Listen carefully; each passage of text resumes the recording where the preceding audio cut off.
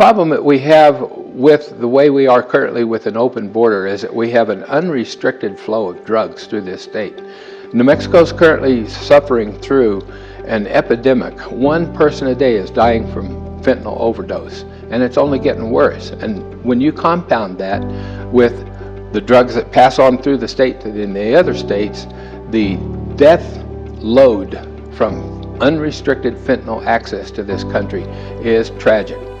Okay, you can argue that that's a federal responsibility in that the same voice, but at the same time, you have to recognize that if the federal government isn't addressing it, our government has a responsibility for safekeeping of New Mexicans. And it's not just that. We used to worry a lot about methamphetamines and treatment of these people that have drug addictions and alcohol addictions. We find at the core, at the basis of many of the violence and crime issues, child abuse issues, which were very lacking in this state. Those things all have to do with drug and alcohol abuse. The state has got to respond to the damage that's being done by cheap alcohol and a free flow of drugs into the state that's available to people that tend to use it. And you know, they try to say, for instance, that youth is not going to be allowed to have marijuana, but they do. We know for a fact that youth is getting the marijuana that's coming through. So that's kind of an issue where I think the state could do a whole lot better, and that is to really interdict some of the drug crisis. Then we have to deal with the individual. The individual has a mental health problem. In most cases, those are people that can't pay for a privatized mental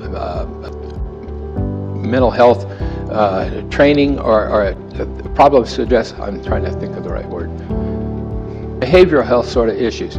New Mexico has only 3%, has provided only 3% of the behavioral health facilities to deal with this problem that is broad throughout society. Many people can't afford that, and so these people are the people that are under the bridges. They're the people that are falling by the wayside. These are the people that are disappearing. We're talking about the missing individuals.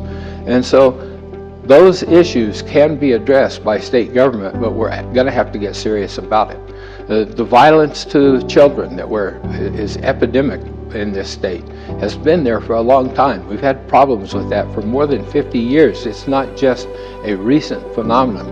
It goes back all the way to the 50s and 60s, where we haven't dealt with a number of these problems as they developed. New Mexico is going to have to be responsible and provide the support that people need to overcome the problems they're having in the behavioral health areas.